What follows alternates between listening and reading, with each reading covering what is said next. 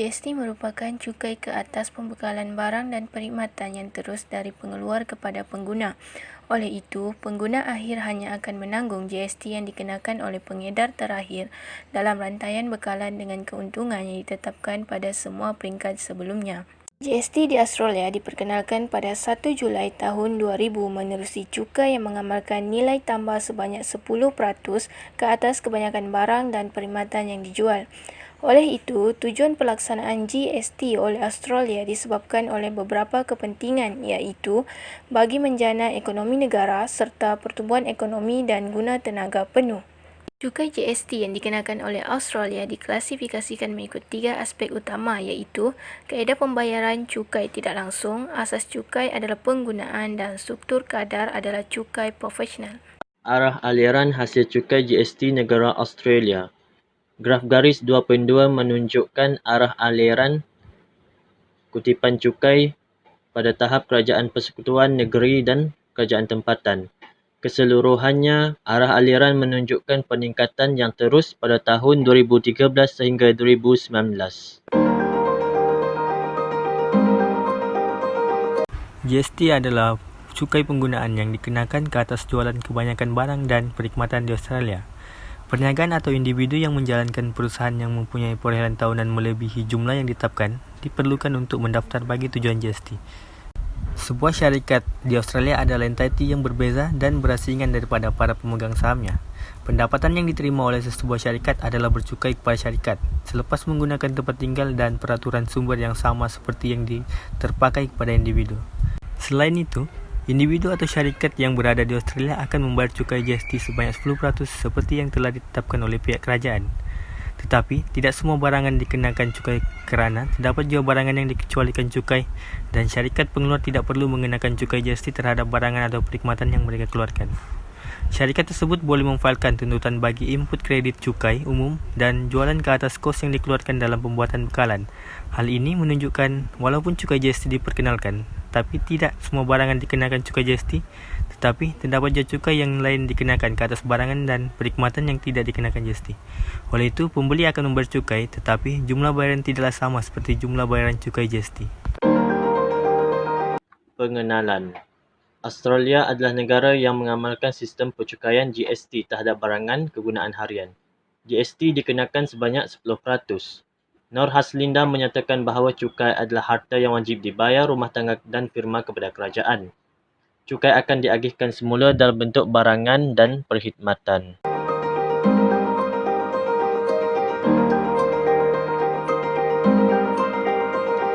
Berdasarkan graf di atas, menunjukkan pendapatan kerajaan Australia melalui GST meningkat dari tahun ke tahun.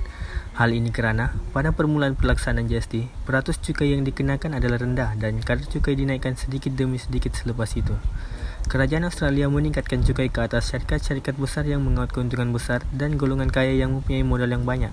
Oleh itu, pendapatan sebuah negara dapat ditingkatkan melalui ketupan cukai GST. Selain itu, walaupun cukai GST ini akan memberikan kesan kepada isi rumah yang berpendapatan rendah, tetapi dengan melihat kepada data di atas, pengguna ataupun individu yang berpendapatan rendah tidak terjejas kerana kerajaan Australia telah mengurangkan cukai-cukai yang lain. Oleh itu, rakyat Australia masih mempunyai kuasa beli yang tinggi dan membolehkan mereka berbelanja. Semakin banyak rakyat Australia berbelanja, maka mereka akan membantu dalam meningkatkan pendapatan dan ekonomi Australia. Okey, seterusnya kesan pelaksanaan cukai barang dan perkhidmatan GST terhadap kuantiti dan nilai ekspor di Australia. Berdasarkan daripada raja dan jadual berikut, ia menunjukkan kuantiti dan juga nilai ekspor yang terdapat di Australia selepas pelaksanaan cukai barang dan perkhidmatan GST. Kuantiti ekspor yang terdapat di Australia menunjukkan trend yang tidak konsisten iaitu meningkat daripada tahun 2015 sehingga tahun 2017 dan kemudian menunjukkan penurunan dalam kuantiti ekspor dan seterusnya meningkat semula pada tahun 2019. Peningkatan kuantiti ekspor yang direkodkan di negara tersebut adalah disebabkan oleh sokongan dan juga bantuan daripada hasil keluaran sektor pertama. Manakala, penurunan kuantiti ekspor pada tahun 2018 adalah disebabkan oleh berlakunya konflik perdagangan antara negara Australia dan juga China. Pelaksanaan cukai barang dan perkhidmatan GST di Australia juga memberikan kesan terhadap nilai ekspor negara tersebut. Nilai ekspor menunjukkan tren yang semakin menurun daripada tahun 2015 sehingga tahun 2019. Penurunan nilai ekspor di Australia adalah disebabkan oleh berlakunya kelembapan yang ketara dalam permintaan domestik. Hal ini dapat dilihat terutamanya melibatkan pelaburan yang lemah dalam sektor perlombongan.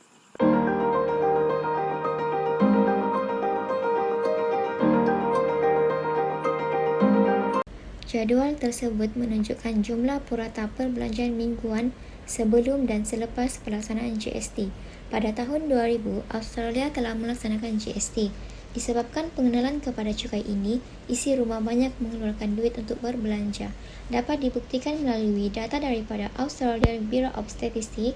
Pada tahun 2003 hingga 2004, purata perbelanjaan mingguan telah meningkat iaitu $892.83. Peningkatan ini disebabkan berlaku peningkatan harga bagi kos perumahan semasa. Pada tahun 2009 hingga 2010 menunjukkan purata perbelanjaan mingguan bagi isi rumah semakin meningkat menjadi $1,236.28. Hal ini disebabkan kenaikan harga oleh pengeluar yang semakin tinggi menyebabkan cukai GST yang dikenakan semakin banyak. Pada tahun 2015 hingga 2016, terdapat 3 kategori perbelanjaan luas yang merangkumi separuh perbelanjaan isi rumah mingguan. Ini merupakan kos perumahan semasa, makanan dan minuman bukan alkohol, serta kos pengangkutan. Disebabkan 3 kategori inilah telah menyumbang kepada peningkatan purata perbelanjaan mingguan bagi isi rumah di Australia. Baiklah, seterusnya adalah kesan kepada pasaran hartanah. Berdasarkan data, menunjukkan berlaku perubahan peratus harga bagi 8 ibu kota di Australia pada tahun 2019. Ini disebabkan oleh kekurangan daya beli di mana secara tidak langsung akan menyebabkan penurunan penjualan harta tanah kerana kos pembangunan meningkat sebanyak 10%, di mana 10% yang dikenakan adalah untuk harga produk akhir yang merupakan harga hartanah perumahan. Baik saja harga hartanah perumahan meningkat kerana pelaksanaan GST, akhirnya pembeli akan menanggung dan mengalami kenaikan harga. Sebab utama adalah kerana objektif usahawan pemaju yang bertujuan untuk memaksimumkan keuntungan. Oleh itu, GST mempengaruhi pemaju perumahan dari segi aliran tunai dan beban kerja. Peralihan aliran tunai menyebabkan pemaju meningkatkan harga output sementara yang menanggung kenaikan harga adalah pembeli akhir yang bertindak sebagai pengguna terakhir.